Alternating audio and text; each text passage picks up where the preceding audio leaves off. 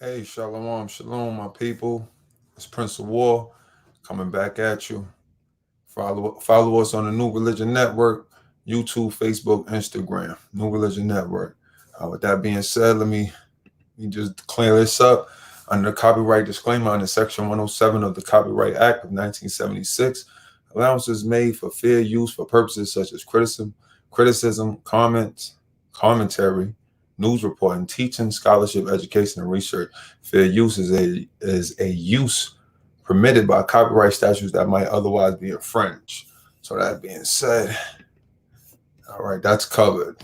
Now, another thing, I'm about to play some music. I do not own the rights to this music, but I will be doing commentary on the music. So once I find my music, all right, here we go. Yes, I will be doing some commentary on his music. With that being said, don't ban me or block me for the music. But nevertheless, here we are.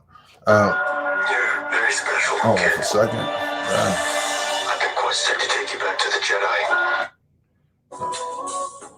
All right, that being said, I'm doing commentary on this song, Cool in the Game, Summer Madness.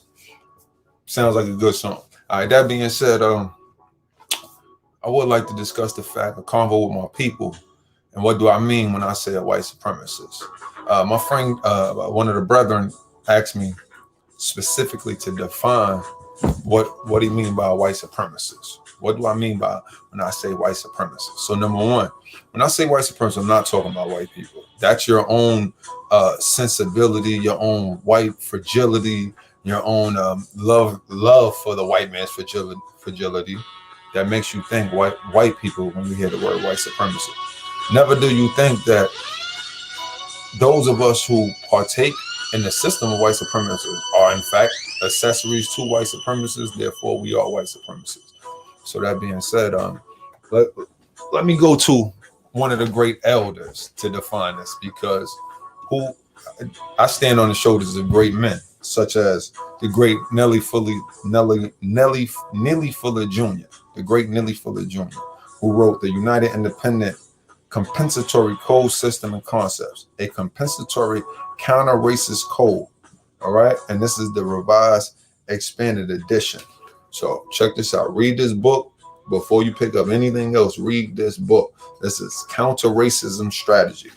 So let's see what the great elder defines as racism or racist. But let me see. I'm going to read out of the excerpt of again, the book is called The United Independent Compensatory Code System and Concepts, a compensatory counter-racist code. To like anything else that we fight against, man. Let's use sports for instance. If you watch the game, if you watch football players always watch the game or their opponents, what do they do in certain circumstances, called the game tape, right? So us fighting the system of white supremacy, shouldn't we watch their game tape? Shouldn't we learn their strategies and understand how to defend it? This is called a counter-racist strategy, a compensatory counter-racist strategy. That being said, there's three basic, so I'm reading them from page 8. 3 basic types of people in the known universe: white people, non-white people, and white supremacists, racist men and racist women collectively. Number 1, white people are people who are white, who classifies themselves as white or Caucasian, who have been classified as white by other people classified as white or Caucasian, who have been accepted as white, and who functions as white in all areas of activity: economics, education, entertainment, labor, law, politics, religion, sex, and war and counter-war. Number 2, non-white people.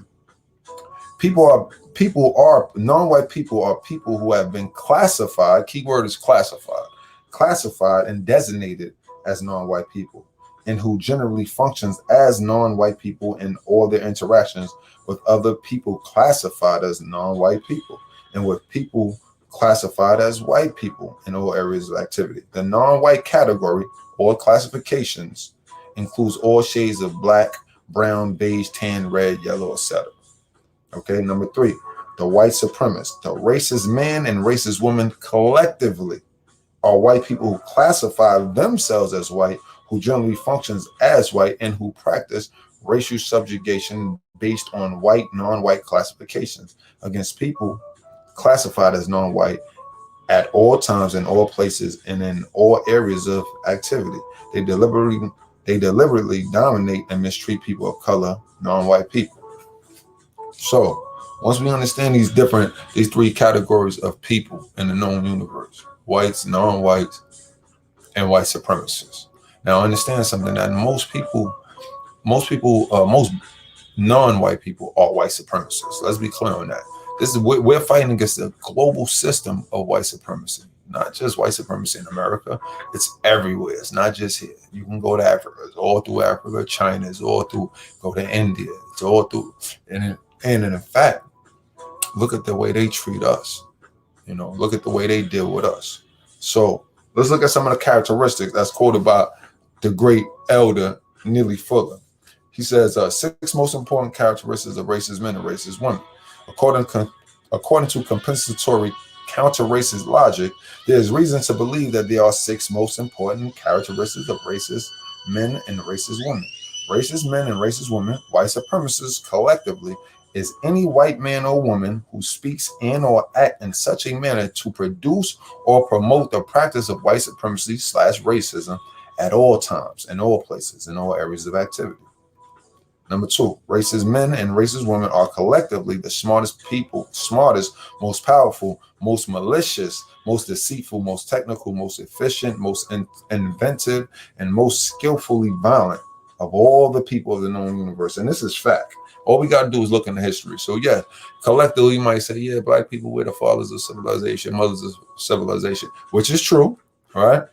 But when the father is being oppressed by the children, and we have to reevaluate some things, okay? So, and this is what's going on. Verse 3, racist men and racist women have as their ultimate objective the eternal promotion of their pride, ego, arrogance, incentives by practicing the eternal domination and abuse of people who they classified as non-whites. So again, this is the mindset of the racist man, the racist woman, i.e. the white supremacists. All right, to dominate us based on the fact that they classified as non-white. Number 4, racist men and racist women always use deceit, indirect violence, or direct violence, or the threat of direct violence to accomplish their ultimate objective of establishing, maintaining, expanding, or refining the practice of racism / white supremacy. So again, and this is why I say, if you're not fighting against white supremacy, you're doing one of the 4 things. You're either aiding it, maintaining, expanding, or refining the practice of white supremacy. Number 5, racist men and racist women do not at any time willfully and deliberately do or say anything without the intention of establishing, maintaining, expanding, or refining the practice of racism in all areas of activity. Number 6, racist men and racist women, by practicing racism, are the greatest promoters of falsehood, non-justice, and incorrectness among the people of the known universe. Now note this. He writes, racist men and racist women make it their business to train their victims, non-white people, to react to every situation in a manner that causes the victims to do more harm to themselves than they do to the system of white supremacy / racism. A skilled white supremacist takes great pride in his or her ability to predict with great precision what it is that a non-white person will do or say and will not do or say in most or all situations. So these are the things that we got to evaluate when speaking about white supremacy, and understand that when we look at our own people standing on the corner selling drugs, as I used to, allegedly. Again, this is for entertainment, educational purposes. So that being said, are you entertained?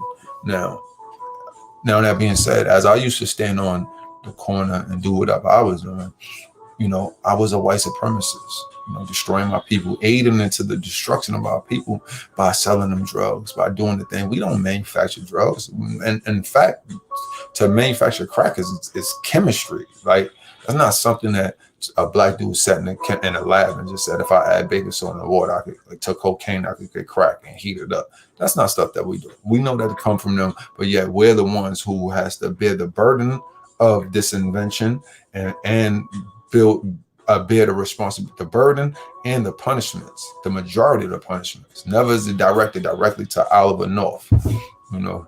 But I'll keep going. You know, so when we're thinking about white supremacy or white supremacists, what do I think of when I think of a white supremacist?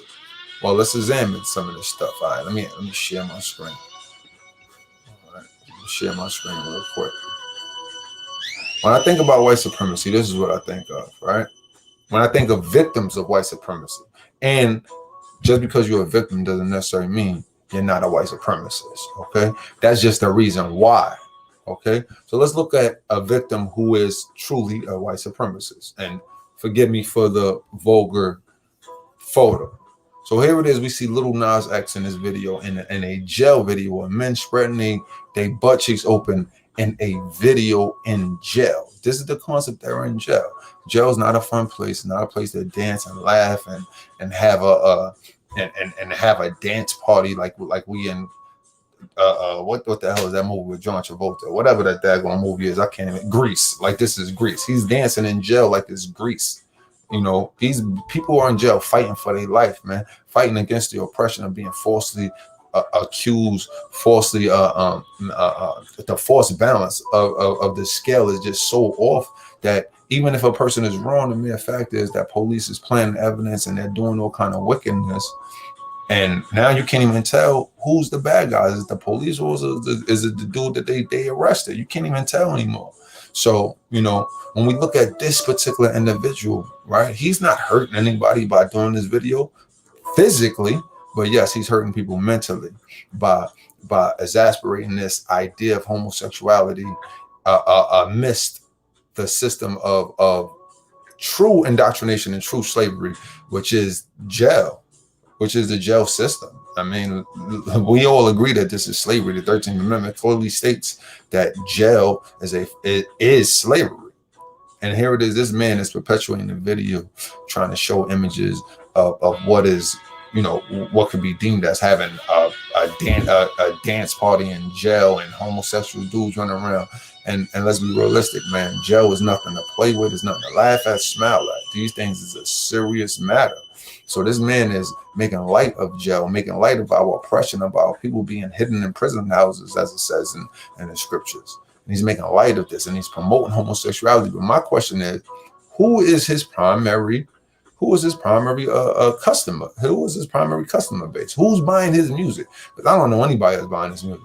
So I would assume that his music is being directed to children. And then this is where I would say it hurt. Nevertheless, when we look at the white supremacist aspect of this video, you see nothing but black men being butt broken. Now let's take a look at another image.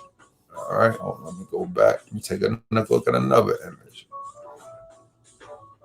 Here it is in the same video, right? In the same video with this jail dude, you have a white dude, you have a bunch of black men spreading their butt cheeks open in jail, insinuating that they are wanting somebody to come into them in jail.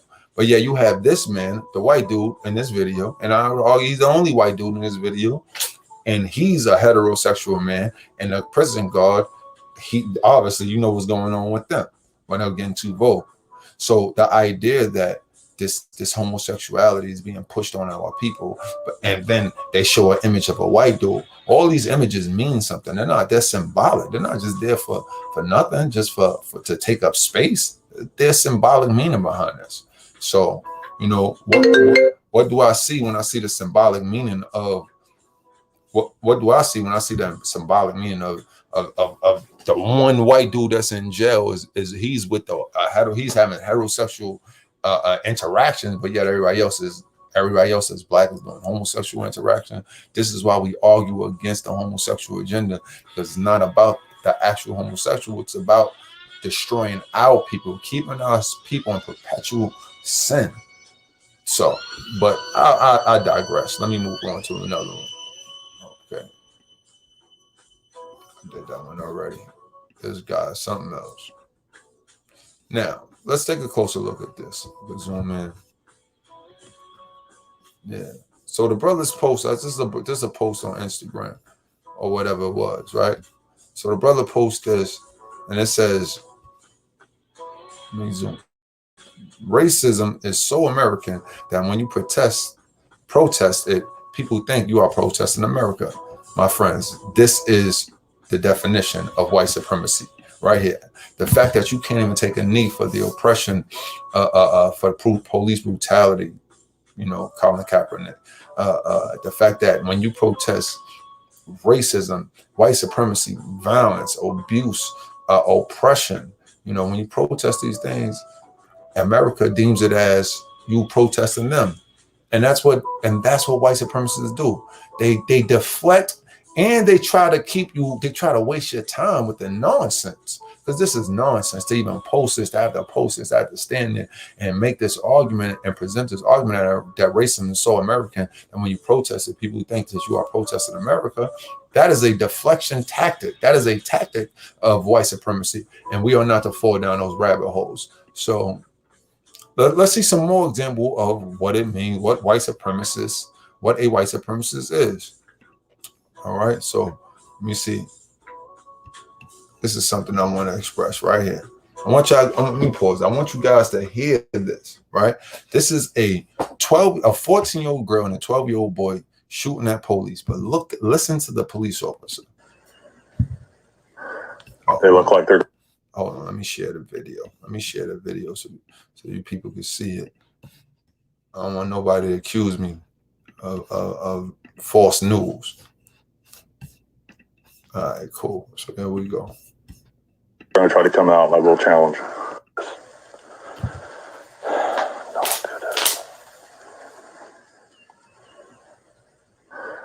They look like they're going to try to come out, my little challenge. Put your hands now! Do not approach that door. She's got a shotgun pointed at that door inside on entry. Just so I'm clear for everybody, nobody should be approaching anything. Female's got a light on, appears possibly a bathroom. But let's hold behind hard cover and let's try to do everything we can to try to keep peaceful process. Central, you reading? Juvenile male has a firearm in his hand. Juvenile female is at the 1-2 side corner. I'm not sure if they're going to come to the front door or not. Stand. Hey guys, I want you guys to hit the shots. 10-4, they're shooting at me. Hold it. Hold the air. I'm code 4. Yeah. She's re-racking around inside the shotgun. So they see. All right, let's not engage them anymore. Let's not challenge them. Just hold behind hard cover. We're just going to hang out here. So let's not challenge them. These are children with guns shooting at police. Unless they come out and they're going to be compliant, let's not go ahead and try to escalate this any further, guys. Just everybody stand by. WC4, she's racked around the shotgun. The window is busted out on the patio side. So if she comes out, she's going to have the firearm. Okay, well then you challenge her. But let's hold behind hard cover and let's try to do everything we can to try to keep peaceful process. Central, you reading? Juvenile male has a firearm in his hand. Juvenile female is at the 1-2 side corner. I'm not sure if they're going to come to the front door or not. Stand by. Don't let me do this. Don't do this. So the cop is praying not to have to kill any children. And I understand that prayer. But the problem is these people are not equitable. They do never do they deal with our people in this manner. And this is why I bring this up, because you would say, okay, well, you know, these cops aren't trying to kill police. And like, these cops aren't trying to kill children. And I agree that is a good thing. But this is the problem. They are not equitable because, again, we have people like that everybody knows, right? Everybody knows. And again, forgive the graphicness of this video that I'm about to show. Please forgive the graphicness, but I want you people to realize this and remember this stuff when concerning. Newly released video shows the moment police officers shot and killed a Cleveland boy. We want to warn you, it is disturbing. Police say 12-year-old Tamir Rice was waving a toy gun at people near a playground. Rookie officer Timothy Lohman and 6-year veteran Frank Garmbach responded to a call. Dean Reynolds shows us how the video raises troubling questions about their 2-second decision to open fire. It's 2-second decision to open fire on a little boy, but yet here you have it on a little black boy, but yet here you have the system of white supremacy showing his naked face, showing his red face, rearing his head, rearing his ugly head, that there's no equity when dealing with our people. When dealing with our people, they go for the kill. When dealing with their people, they pray, they hold back, they do everything they can. They look like they're going to try to come out. My little challenge. Not to engage their people. Not to engage their people. Do not approach that door. She's got a shotgun pointed at that door inside on entry. Just so I'm clear for everybody, nobody should be approaching anything. Female's got a light on, appears possibly a bathroom. Towards one side of the house. Those juveniles are still on view. Our people, there is no mercy. Who's with you? Stand by. Shots fired at me again. So if anybody's saying that, well, juvenile male fired that round. These 2 little white children are shooting. Yeah, bring them up here. A straight standoff. Stand by. She's got the AK and the shotgun. She's wrapping around the top of her neck. God damn it. This is how they police. Shots fired again. So when people say to me, yo, white supremacy, X, Y, and Z don't exist, and all of this nonsense that white supremacy don't exist, and I say, how, man? Are you not looking? Are you not paying attention to what's going on in the world, man? Like this shit is really happening out here. Now let's take it to sports real quick. Let's look at the white supremacists and the white supremacy in sports. Okay, let me share my screen so we can get a deeper understanding of what white supremacy is and a white supremacists, how they deal with our people and how they move. Let's examine it. It says Black women primarily impacted by new testosterone rule for Olympics. The rule went into effect in 2019. Let's look at the video and see what they got to say. Governing body for track and field competition. The rule was put in place in 2019 by World Athletics, which is the international governing body for track and field competitions. The rule states women competing in the 400-meter races or longer must have testosterone levels lower than 5 nanomoles per liter. While it is difficult to prove if there is a racial intent, sports commentator I.D. Uvio explains how the rule has impacted Black female athletes who medaled in the 800-meter race in the 2016 games, but have since been flagged. The women's 800-meter race was one. We don't have to listen to their commentary. The fact is, we understand that there's a racial component because they know that they cannot compete with the so-called Black woman, the so-called Black man, and so-called Black woman. But let's read this. It says, there have been a lot of questions about 2 medal contenders from Namibia were disqualified for competing in the women's 400-meter race because their natural testosterone levels were too high. Their natural testosterone levels, that had nothing to do with them. It says the rules restrict natural testosterone levels for female runners was put into place by World Athletics, the international governing body for track and field competition. So again, this is not a rule that's instituted by just some willy-nilly person. This was instituted by the World Athletics, the international governing body of track and field competition. While it's difficult to prove if there's a racial intent, that's very easy to prove, and I'm doing it now. Sports commentator, however you pronounce this gentleman's name, who is the owner of ID Sports and Entertainment, shared the impact the rule has had on Black female athletes, starting with the medalists in Rio in 2016. The women's 800-meter race was won by Caster Semenya of South Africa. The silver medalist was Francine Nayosaba from Burundi. The bronze medalist was Margaret Wambui from Kenya. Pardon me for destroying these people's names.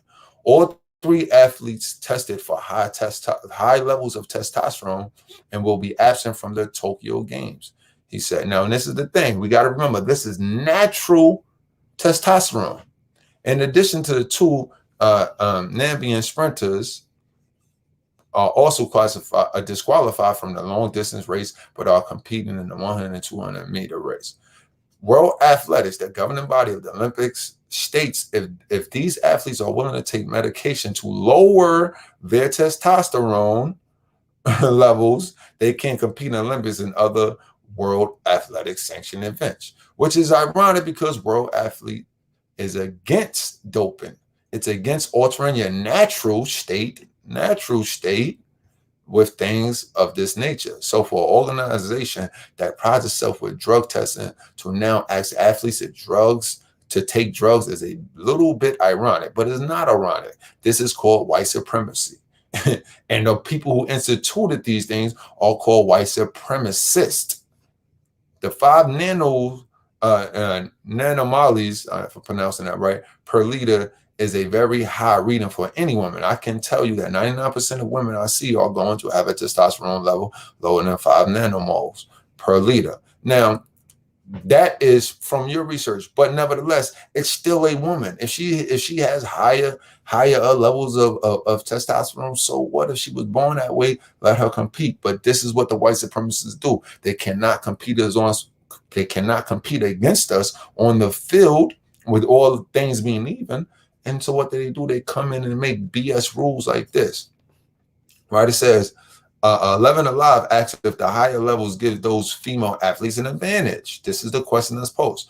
And they answer, we do not have enough information with women with that levels to say whether or not there is an advantage. We just don't have the information. So if that's the case, just let them compete. But here's the problem with the white supremacists. Let's see if they're equitable with their judgments. All right. So we just saw that one. Let me share this screen. Let's see if they're equitable. Because remember, they're talking about women with natural testosterone levels, not being able to compete based on their natural testosterone levels, right? Well, let's see. This is the Olympics. You see that? Laurel Hubbard, first transgender athlete to compete at the Olympics.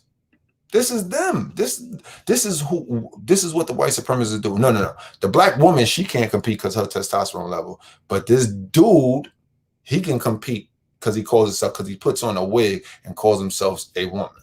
It says New Zealand's Laurel Hubbard has become the first ever transgender athlete picked to compete at an Olympics in a controversial decision. Now, you cannot tell me that this man does not have higher levels of testosterone than those 2 female black African women. This is white supremacy. And when you watch the Olympics, when you're watching the Olympics, you're supporting white supremacy. You're aiding it. You're maintaining it, right? It says she, which is really a he had competed in men's events before coming out as transgender in 2013. So this man, no brother of mine, but this dude could not compete with men in 2013. So what do? He put like the most of these dudes, they put on wigs and go get some titties and call themselves women. Critics says Hubbard has an unfair advantage, but others have argued for more inclusion at the game. So now this is about inclusion, right? Well, if it was really about inclusion, why you didn't include those sisters who earned their right, who fought their right to get to the Olympics with natural testosterone in their body? This man didn't fight his right. He just put on a dress and said, I'm gonna go lift weights on the woman's side. The dude says, I am grateful and humbled by the kindness and support that has been given to me by so many New Zealanders. Herbert said it in a statement issued by the New Zealand Olympic Committee on Monday. So again, this is an abomination. It says the 43-year-old man became eligible to compete at the Olympics when the International Olympic Committee in 2015 changed its rules allowing transgender athletes to compete as a woman if their testosterone levels are below a certain threshold. What is that threshold? Testosterone is a hormone that increases muscle mass. It says, while the athlete's testosterone levels are below the threshold, critics says his participation in the Olympics is still unfair for female-born athletes. You damn right it's unfair, man. You damn right it's unfair. But when does fairness ever is ever added to the equation when speaking about white supremacy? So again, I want you brothers and sisters to see this, all right? To see this. This is a dude. This is not a female. They banned 2 females for testosterone levels, natural testosterone level. This is white supremacy. Those people who wrote those rules are white supremacists. Ain't no mistake about this. Those people who watched it, who's watching the Olympics, you're participating in white supremacy. So real quick, we'll take a small commercial break. All right, give me 1 second. Let me share my screen. We're going to take a small commercial break. This episode is sponsored by plusbeauty.co. Plusbeauty.co, making beauty personal, right? And their featured products are the green tea matcha body scrub, the glow turmeric bar soap, the green tea matcha bar soap, the green tea matcha face scrub, turmeric and lemon face scrub. All right, turmeric and lemon body scrub. We have rose oil, infused rose oil for face and body. These products are unisex. Okay, turmeric bundle deal where you would get the I don't even know. Let's click on it. Let's see what you get. Where is it at? It says our turmeric bundle deal comes with a 2-ounce rose oil, 8-ounce body scrub, 8-ounce face scrub, and a soap bar. Keep in mind, you can use the face scrub as a mask as well. Come and get the glow your skin deserves for a measly $60. That's all it takes. Come support a Black-owned growing business. Okay, cool. Right here we have the Galaxy Vegan Lip Gloss. The Cocoa Pop Vegan Lip Gloss. Again, these lip glosses are vegan, all natural, no chemicals, no animal testing, none of that stuff. It's all natural stuff. All right, so please check out the website. It's plusbeauty.co. All right, thank you so much, guys. All right, that being said, let's continue the discussion of white supremacists. Okay, let's even look at some of our people, policing our people. Okay. Alrighty then. Here go one. So I'm sure people have seen this, but if not, we'll look at it again. Right now, an Atlanta police sergeant and an officer, both relieved of duty. Both relieved. Did you, sir, both relieved of duty following uproar over this video quickly being shared. And an officer, both. And an officer, both relieved of duty following uproar. This police officer who is supposed to be somebody who's enforcing the law, and they're not. They're just enforcing injustice. Here it is. This man kicks this sister in the handcuff. Lady kicks her in the face because they're taught not to have mercy for us. They're taught that we are the enemy, but how are we the enemy when we live in our neighborhoods just going about our day trying to survive in this oppression? So no longer shall we try to survive. Now we must fight back. But let's look at other examples of these white supremacists and what is white supremacy and white supremacists. So we've seen the black cop kick a black sister, handcuff sister in the face. Let's see how these other people treat us.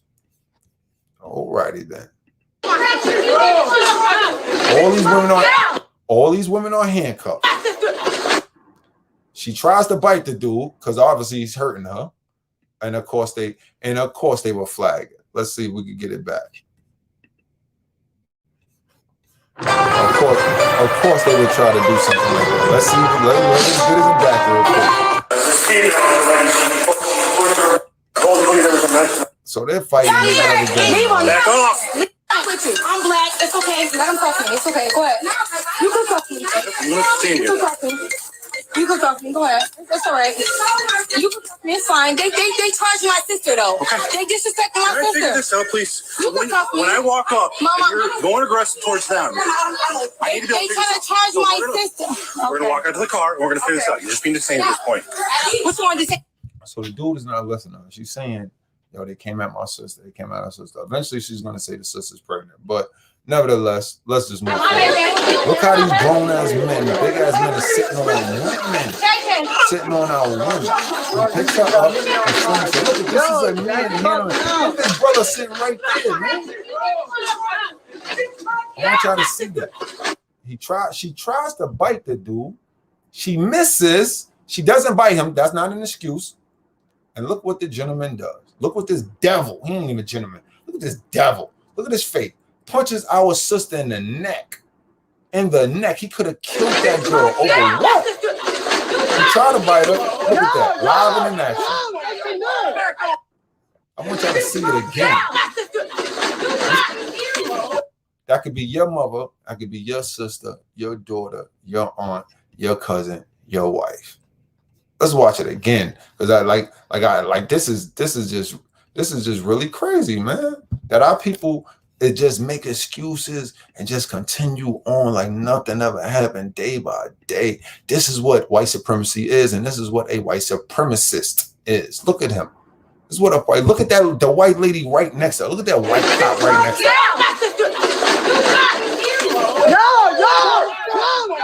All bets were supposed to be off at that point. Let's see what he said. Let's see what he said.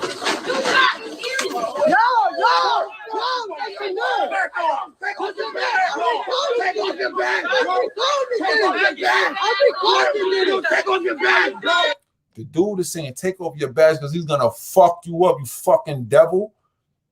But these dudes is cowards, man. They're cowards. So this is what a white supremacist is. The cops, all of those cops that's around are white supremacists, period. They are race soldiers. They are not doing their job. They are perpetuating oppression against our people. The scriptures is clear about this. Surely, Ecclesiastes 7:7, surely oppression maketh the wise man mad. This is out of your book. Or which I believe is our book. That's really our book as Israelites. That's our book. It belongs to us. And all of those cops and all of those white people, all of those black people that participate in Chinese and Japanese and Korean, go on and on, that participates in white supremacy, everybody's going to get a wake-up call. Everybody's going to get a wake-up call. All right? Y'all going to see. Eventually, we're not going to stand for this oppression anymore. And eventually, we're going to fight back, man. Eventually. It may not be today, may not be tomorrow. It's definitely going to be someday. All right. My brother, St. Kufu says we must organize. And he's right. We're 100% correct. We must organize. This is the only way we're going to rise above this oppression is coming together, straight up and down. It's coming together and fighting this oppression. But as individuals, we got to start to make a change for ourselves. We got to change our mindset. And we must segregate. That's the short answer is let's just segregate. Let's remove ourselves. And more importantly, let's remove our dollars from their system. Let's stop giving our money to them. Tariq Nasheed right now is trying to, let me find this hidden museum. He's trying to build a hidden museum that speaks about our history, right? But we can control the narrative. And let's see if people support it, you know? Let me share this. Primavera Online is virtually everywhere and for everyone. You can choose Primavera whether you're just starting out or looking to graduate. Greetings, family. This is Tariq Nasheed. I am your community servant. Right now, I am in South Los Angeles on the world-famous Crenshaw Boulevard. And with your help, we want to build the first ever hidden history museum right here in the Leimert Park area of Los Angeles, which is the cultural epicenter of Black Los Angeles. Right here on Crenshaw Boulevard, right here, there's an empty lot for sale, and it's in the perfect location for our hidden history museum. We want to acquire this lot so that we can build your community museum. There's museums that touch on Black history, but they don't get too deep into it. This will be the first grassroots owned and controlled Black history museum in the world. In our museum, we want to touch on a lot of things that are not touched on in other museums. There's such vast history of Black people here in Los Angeles that we're going to touch on alone. For example, Pio Pico, who was the once governor of California. There's a street, Pico Boulevard, named after him. He had Black ancestry. Francisco Reyes, who was the first mayor of Los Angeles, he had Black ancestry. The grandmother of Los Angeles, Biddy Mason, who was a former slave who became the wealthiest woman in California. We're going to talk about a lot of this stuff in the museum. Also in the museum, we're going to have 5 basic sections. We're going to have a master teacher section where we talk about the teachings of John Henry Clark, Dr. Francis Cress Welsing, Dr. Amos Wilson. We're going to have another section for Black inventors. We're going to talk about the Black people who invented things like the modern refrigeration system, the modern toilet system, the modern home security system, and so much more. We're also going to have a section talking about Black explorers. We're going to talk about people like Estevanico the Moor, who is very instrumental in discovering a lot of spaces here in the North American continent. Speaking of Moors, we're going to talk about the Black Moors who conquered Southern Europe. The Black Moors are never talked about in museums. This is going to be the first time it's talked about in our museum. We're also going to have a section talking about Black rebel leaders, like the Black Seminoles, like other Black Maroons. We're also going to have a section talking about the real history of Black music, particularly the foundation of Black American history of hip hop. I produced a lot of best-selling documentary films, including the Hidden Color series. So a lot of things that's in our documentary films are going to be featured in the museum. And speaking of the films, we're going to have a screening room upstairs in the museum where we can screen our films on a regular basis. We're also going to have large meeting rooms where we can have conferences and community events for the people. Not only will this museum be a great cultural institution, this museum is going to be a great tourist attraction that will help revitalize a lot of the Black businesses that are already here. But family, we need your help. We need at least $7 million to get this project completed. And we're going to start doing everything in stages. We need at least $1 million in the first phase to get the museum project off the ground so that we can acquire the land. Everybody who contributes to the museum, we're going to have a wall in the museum with the names of all the donors. So your name is going to be built into the foundation of the museum. So we need you to get involved. There's going to be a lot of other perks as well. So everybody get involved. Let's make history. Let's take control of our own community and our own history. Get involved with the Hidden History Museum right now.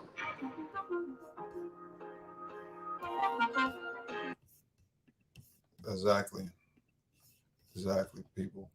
You need to donate, man. This is for us. This is for our people. And again, like the brother said, you donate a couple of dollars, man, get your name on in the foundation of the building. And that way your name will always live on. More importantly, you know, we have to take control of the narrative. We can't go to them asking Jewish people for money, asking Asians for money, and expecting them to support what we're trying to build. So we must do this, man. Everybody in New York I know owns a pair of Jordans, at least a fair pair of phone pods, 250, 300, 350. You know, everybody that I know smokes weed. Everybody I know smokes cigarettes. You mean to tell me you cannot smoke cigarettes for 5 days to donate to this?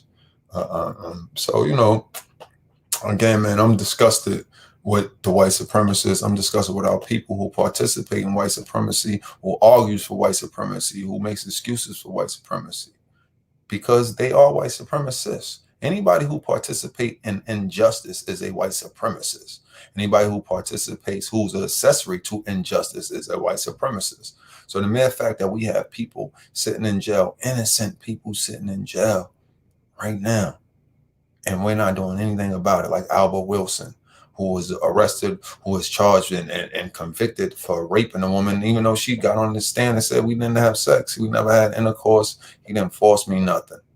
They gave him 12 years for rape.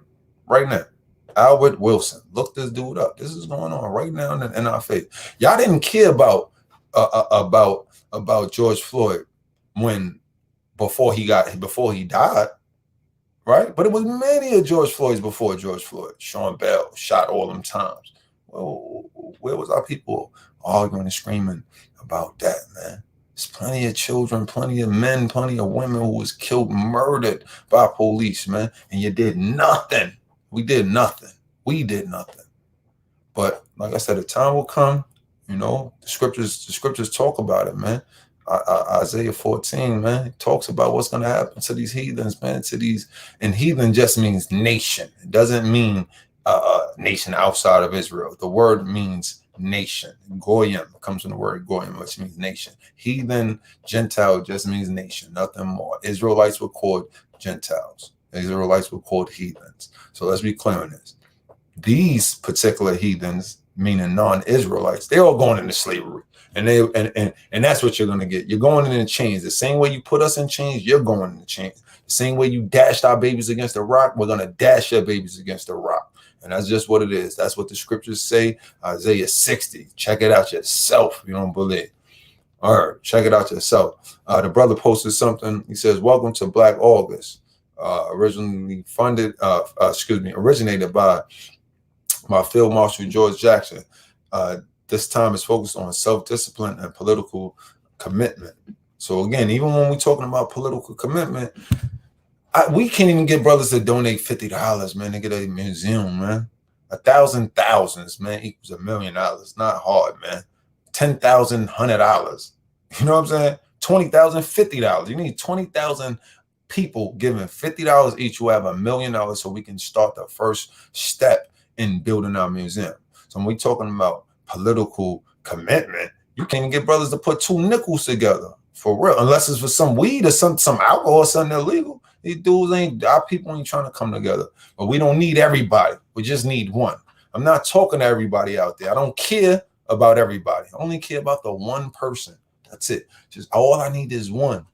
That's it. I don't need 300. I don't need 3 million. Just need one person that thinks like me, that wants to make a change, that wants to spark revolution. And what is revolution? As defined by the great elder, the great ancestor, Dr. Khalid Muhammad, revolution is complete constructive change. Complete constructive change is defined as revolution. Nothing more, nothing less. Until we completely and constructively change everything concerning this world, then there is no revolution.